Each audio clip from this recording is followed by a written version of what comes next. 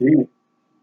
One of the biggest risks or challenges I see in my professional development is going to be viewing myself as an expert on cultures and multicultural counseling and things. I have had plenty of experience dealing with people from other cultures, based on being military, being serving overseas in various locations, as well as being a police officer dealing with multicultural people in that realm.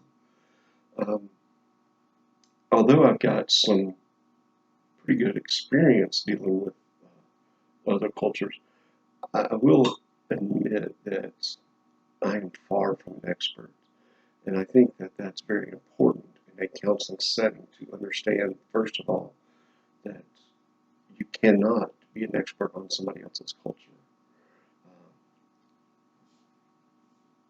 And that also goes to say it doesn't really necessarily mean um, race or ethnicity. Um, there are other Caucasian men who have a completely separate and different culture than what I did. I grew up in a small town in North Carolina back in the 70s, 80s. Um, we'll keep our age comments to ourselves, please. But as you can imagine, there were some racial biases I had to go through and get through, I guess I should say, growing up. After spending 22 years in the military as well as some time in the police department, and that's kind of helped me get over some of the racial biases that I was raised with.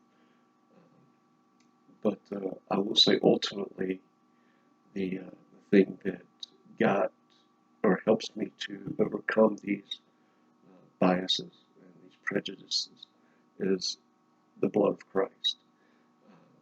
Being a born again believer, spirit filled, and just loving God, as our text in the Bible has told us several times, that our basic command as a Christian is to love God and love people.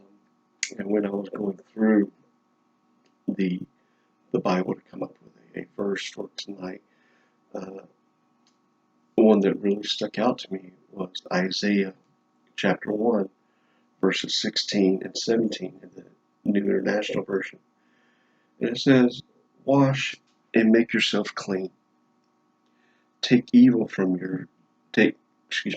evil deeds out of my sight. Stop doing wrong. Learn to do what's right. Seek justice. Defend the oppressed. Take up the cause of the fatherless. Plead the case of the widow." And what struck me as important with that one and was the fact that it starts out with wash and make yourselves clean. We as counselors have to, first and foremost, know ourselves. We have to know our biases. We have to understand that we're not experts on somebody else's culture. We do need to study and to be aware of their culture and be aware of the differences. We also need, as counselors and as those in helping professions, to fight for social justice. And we also need to be advocates for those who cannot be advocates for themselves. As far as actions that I can do, my church has a big outreach where we serve in a counseling ministry to those who are in need for some counseling. We also have local groups who are engaged in advocacy and social reform. I will say before I left the police department, I was helping a young minister at an AME church draw the community together in support of law enforcement and our political leaders.